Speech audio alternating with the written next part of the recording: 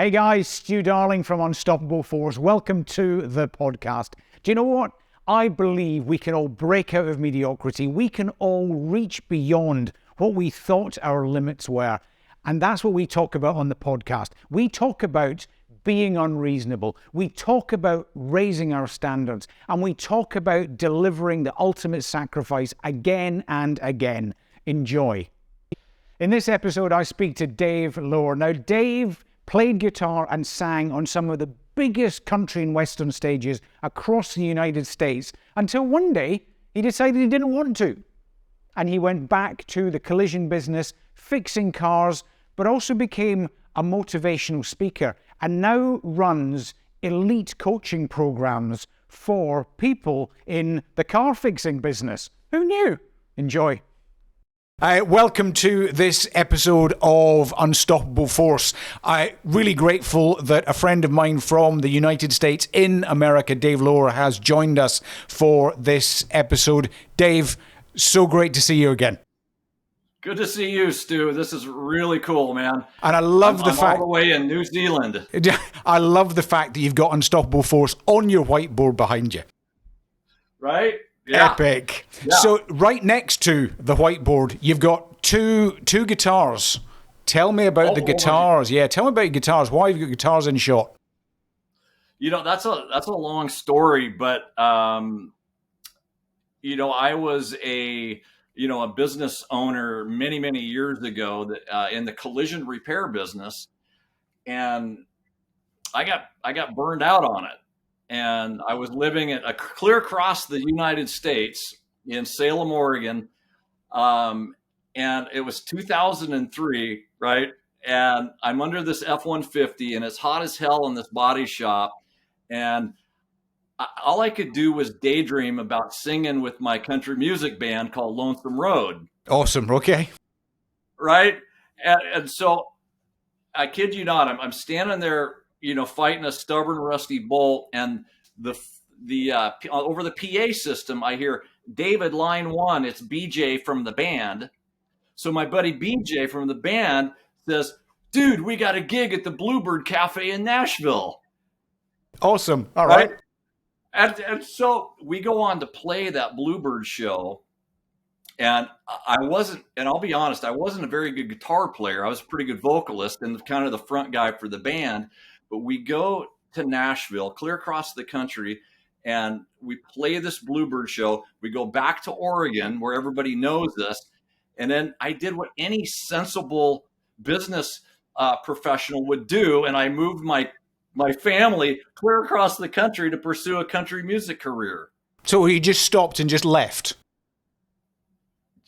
Yeah, me and four other guys from the band. We all moved across the country, just all like right. that. Okay, we're going to dive into this one then, but we will come back to collision. But okay, so you arrived back in Nashville, you arrived back in Nashville with the band, and you obviously became your global successes because, did you? Well, we were very popular in North America, but that doesn't mean that you make any money. My wife was not exactly very happy with my decision making at that point in my life, and we had some incredible experiences, Stu. I mean, we were on the biggest country music stages. We opened for the biggest acts like Brooks and Dunn and Dwight Yoakam, and wow, and the list goes on and on and on. But then a year later, we're broke. I'm broke. My wife's pissed, and I'd made a promise to her that if I didn't make something big happen within 2 years, we'd go back home to Oregon. And so one afternoon, we're playing a set at the world famous Tootsie's Orchid Lounge, like on Lower Broadway in Nashville. Most people that come to Nashville know about Tootsie's. And so we're playing this set. We're on a break when the slick-looking big shot with a cigar comes walking up. I mean, it's like this, right? And he says, "You see my daughter over there? She's super talented. I'm getting her a record deal, and I want you boys to be her backup band." All right. So this rich big shot basically buys my band from under me so her daughter, who sounds like the death of 1,000 cats, Scottish bagpipes. right, Yep. has a band. And that was the end of my music career. I said, I can't do this anymore. I put one of these two guitars that you see here, I put it in a closet, and I didn't look at it for close to 15 years. Isn't that wild? And Everybody, yeah, go on. yeah, everybody asks me. I said, how could you, do what you did in the country music space and then just switch it off like that? Yeah, that was my next question. What was it that caused you to just go done? Was it the greed? Was it the the music may have gone, or what was it that just really snapped within you that went done?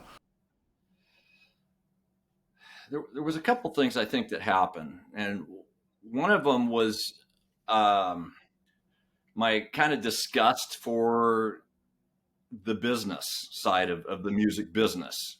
It wasn't as glamorous as I thought. It turned into a job. And I realized that the only reason I wanted to be on stage was to show off, and there wasn't a great deal of meaning in it for me, which is ridiculous because a lot of people play music to change other people's lives. It wasn't that way for me. At least then it wasn't.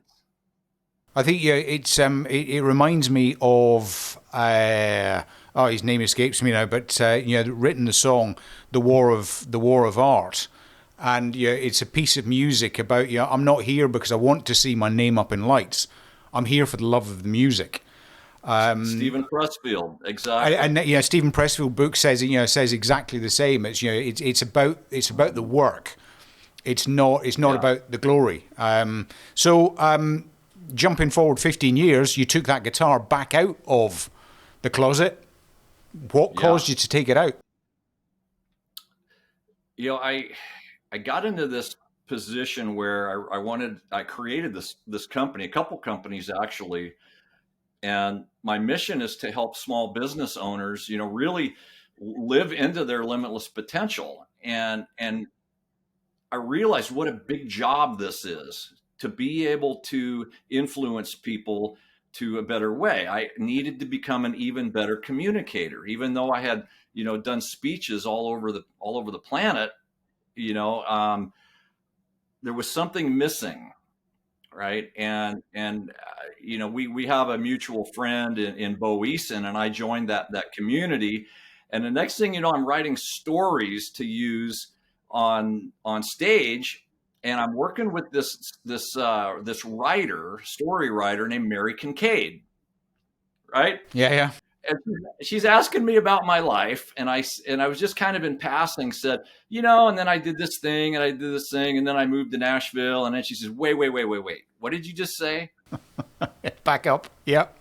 Right, and this is the way Mary does things, and she makes you tell the story that you don't want to tell. And I realized in that moment that the reason that I didn't want to tell my country music story was because I had this false belief that people wouldn't see me as an expert as being a small business coach. Right? So they convinced me to try it. And the next thing you know, I'm telling this story, and it escalates. Now I'm working with this whole team of coaches making me a great speaker. And somebody says, hey, maybe you should dig that guitar out of your closet. Yep. And now I'm doing speeches and performing on stage. So it's come full circle, but there's a purpose to it now. There's a purpose, right?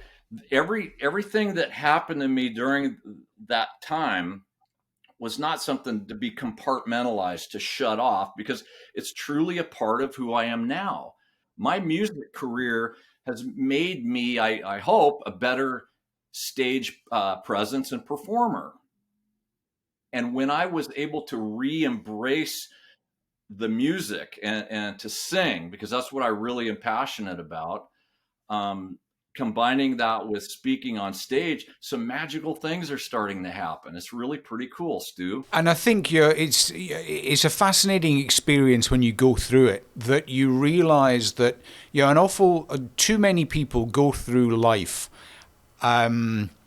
almost hating their past selves and go, I wish I'd done things differently. I wish I'd done that. Rather than reflecting on it and going, wow, if it wasn't for my last 50 years, you and I wouldn't be having this conversation.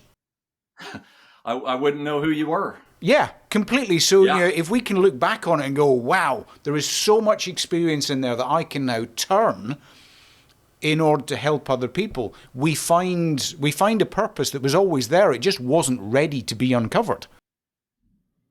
Yeah, isn't it funny how that happens? But it's got me kind of looking at my past without regret, and wanting to embrace the experiences instead of say, that was a bad experience. I don't want to think about that anymore. Right? I don't dwell on the past, but I at least embrace it and understand that the past is part of what made me who I am today. And I kind of like who I am today. And well, that's good, because there's far too many people out there that don't like who they are. But you're right, it's those experiences we can just turn around and go, yeah, that was defining. I can use this. And sometimes us releasing some of our past is someone else's start point. That's the rescue story that helps other people move on to where they are, and that's what both of us do in our day-to-day now, which is it's just so exciting. Isn't it a great meaningful life? I love what I do. It's easy to get out of bed every day. It's that when you're passionate, it's easy to find that motivation. I think willpower is overrated. Yep. I think yes, because it's a power, and power runs out. I think I feel exactly the same about motivation. Motivation is something that we have, but it can run out. Whereas a discipline, which is our mindset, a discipline to do that thing is where we can all grow from. Yeah. I've been probably like yourself. I've been through, ups and downs over the years. My level of motivation has changed. You're probably not like that, but you've probably been an unstoppable force your whole life. We often have the conversation about that roller coaster ride, and sometimes you're on that, you just feel that you're on the up, and then it keeps slipping the gear, and you just drop back again. But I think one of the important points about unstoppable force is that we can only be an unstoppable force because we recognize the ups and the downs. And because we recognize the ups and the downs, we can call it for what it is. You just go, yeah, okay, we're accelerating into the ground at the moment, but that's cool. But being an unstoppable force is also about making sure we get the sleep, so we do jump out of bed with the energy, making sure we eat, we drink water, all of those things that we think isn't about being unstoppable are the foundations of being an unstoppable force. It's what allows us to be unstoppable. Exactly. And when you have a purpose, when you've got a mission, that motivation it's easy to come by, isn't it? Yeah, totally. Yeah. So I'm going to jump onto the right behind you. Be afraid of mediocrity, because we've spoken in the past about holding ourselves accountable. But I think how do we help teach, educate? How do we help people understand what mediocrity is and how to hold ourselves accountable at a level above that? Yeah, especially like in an organization. I find that this is a really timely topic, because there's a lot of organizations out there that are struggling to find talent, for example. And what we find in these outlier businesses, the ones that don't struggle to find talent, their conversation about being the best is it's a regular part of the conversation all the time.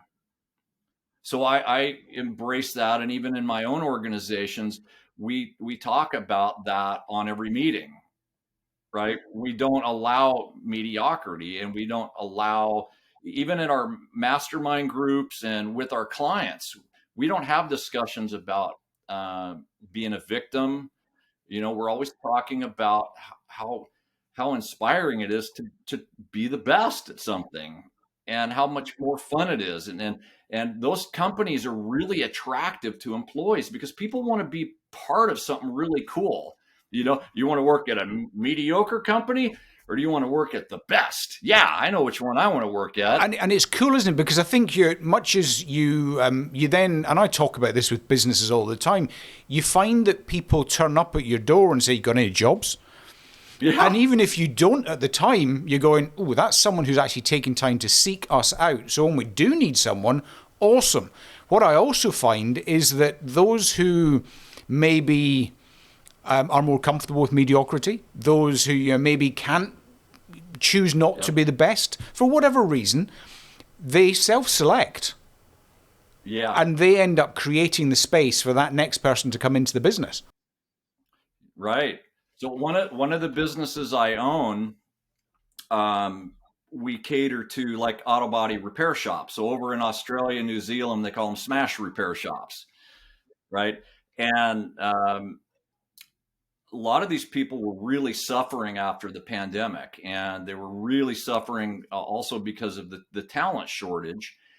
And we ran this experiment, and we ran all of our clients through this program where they created like a declaration to be the best at one thing in their business. And most of them settled on customer experience as the thing they wanted to be known to be the best in the world at.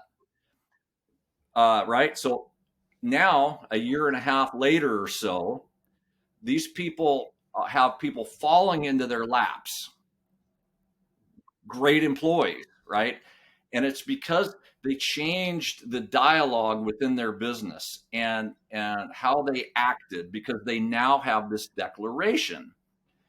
And I was talking to this lady named Mel, who owns a great big collision center out in Long Beach, and she was suffering really bad out in Southern California. And she reported last month she had a record month, and she's got a line of people that want to go to work for her. And it's like, when you put this great energy out into the universe, I don't know what your beliefs are, but I believe that when you put this kind of energy out, people come in.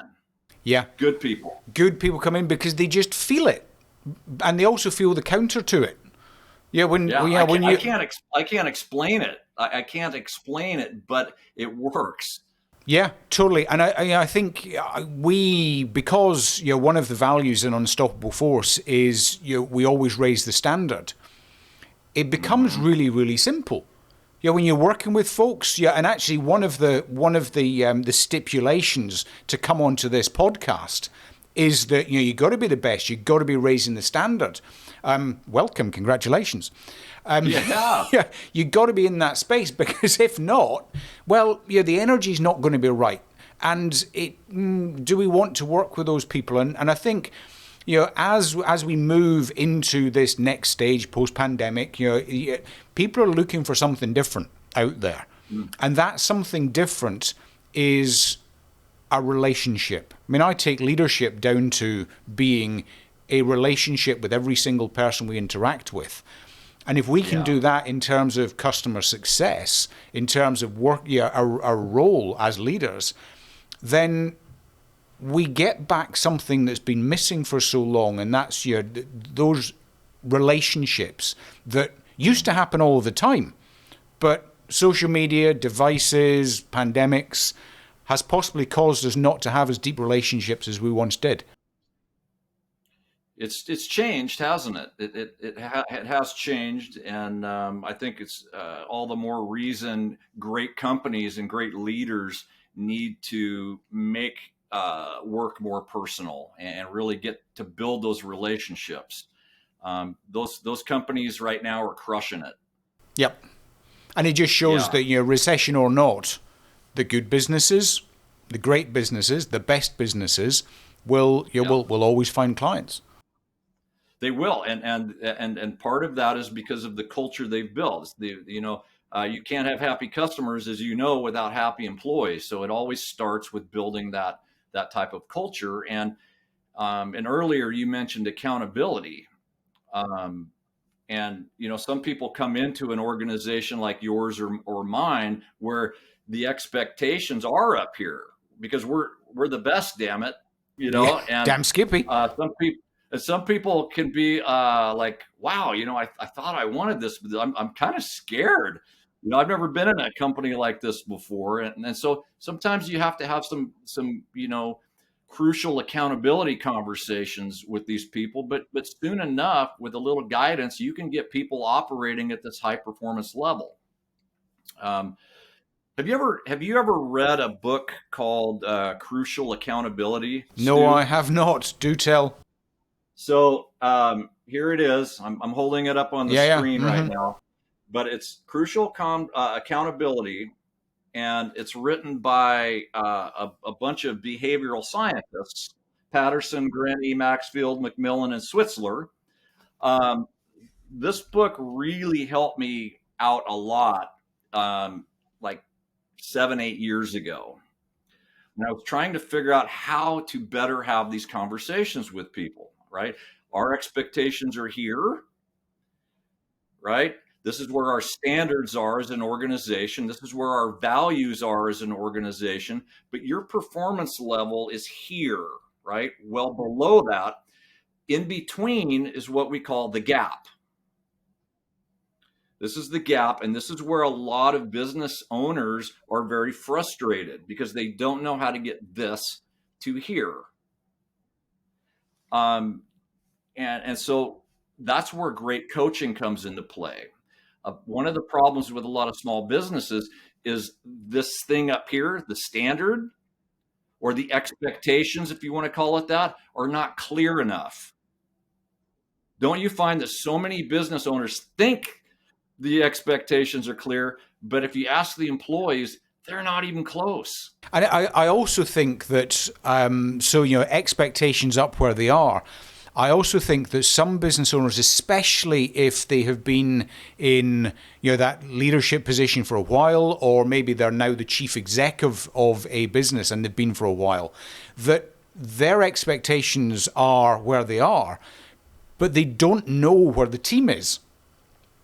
Yeah. And that gap that you talk about can often be because the leadership, the management maybe is more of a correct word in this case, is that they don't know where the team are at. They've got an assumption that the shop floor or the office looks like that, but yet without that relationship, then they're not going to see it. And I've spoken before that I used to make sure that every month when I was in command, I would get out on the ground with the lads. Whatever they were doing, I'd get down, and if they were practicing digging trenches, I'd be digging trenches with them. And just in that activity, you spend time with them, the trust grows, and that gap, maybe that gap isn't quite as, I suppose what I'm trying to say is maybe that gap isn't as big as we thought it was. Because you're leading by example. You're showing them, right? It's very clear. It's very visual what the standards are. Because you're demonstrating them for them. Totally. Yeah, I find that when there is that gap, it's always people are moved towards action, towards your expectations for one of two reasons. Yeah, great. Go on. Will or skill. What do you mean? And so, prior to entering into an accountability conversation, I'll typically find out what it is. They don't see the value in why what they're being asked to do, right? That would be a will problem. Or quite often what I find is we assume they know how to do this action and they really don't. So either way, through good coaching, and I heard you say this once, Stu, that, if people want to start to become a great leader or captain, start by just talking to these people one-on-one. Yeah, thank you. I'll remember that. I don't know when I said it, but yeah, I'm sure. I'm sure there's an awful lot of wisdom that came out of that conversation. Yeah. I mean, I still come back to it that those relationships are key, and in my experience, it's the great generals that we used to study, be it Nelson, be it Robert E. Lee. Those were and you learn about their the great victories and their failings, but actually, if you read about Nelson, on the eve of every battle, he would go down into the lines and talk to the most junior soldiers, the private soldiers. Yeah. He would go and talk to them, and that gave him the fortitude for the battle coming, because he knew what was going to happen. But the lads loved him. They would have done anything for him. And I think maybe we don't know it, maybe we forget that, but those relationships that we hold are the success or failing of any relationship, any organization we have. Yeah, very, very well said.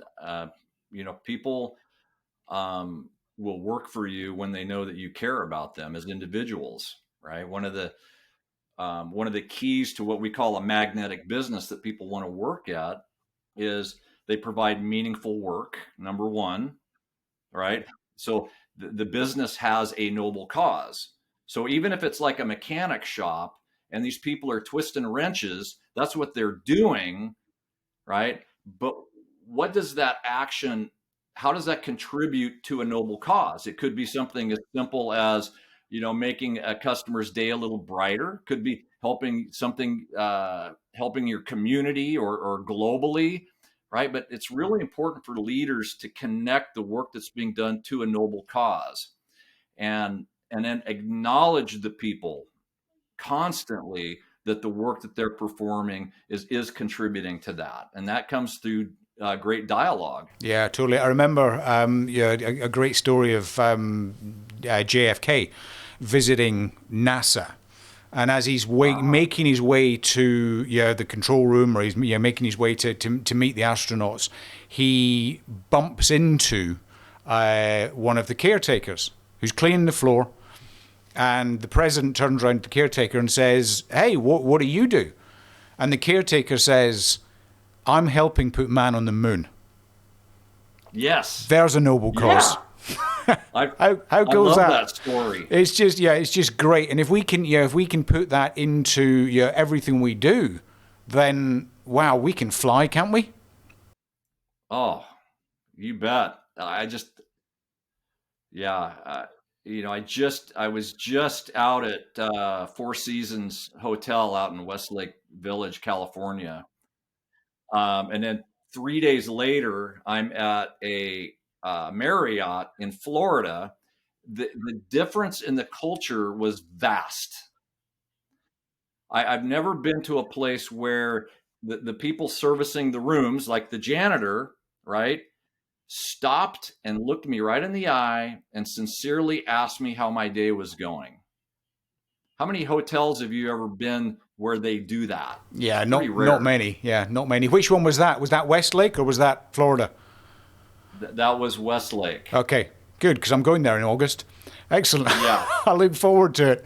The best service I've ever had at a hotel anywhere. Wow. And that makes the difference, doesn't it? This has been epic. Really enjoyed it. I could keep talking like forever. I've thoroughly enjoyed our conversation. I look forward to talking again. We'll have to do it again. Yeah, hey, look, yeah, we will. Don't worry. We might even get to start talking about your businesses. We didn't even touch them, but hey, look, yeah, I've loved spending time with you, Dave. Just to wrap it up, one final question: if you were a superhero, who would it be and why? Oh, this question. We talked about this the other day, and I really think I'm going to go with Wonder Woman. Excellent. Good. I've always wanted an invisible jet, man, and a lasso that, could make people tell the truth. Epic. And what about the outfit? Come on, be honest, Dave. I would not. Yeah, I probably wouldn't wear that. I would be more like Wonder Man. Is that Epic.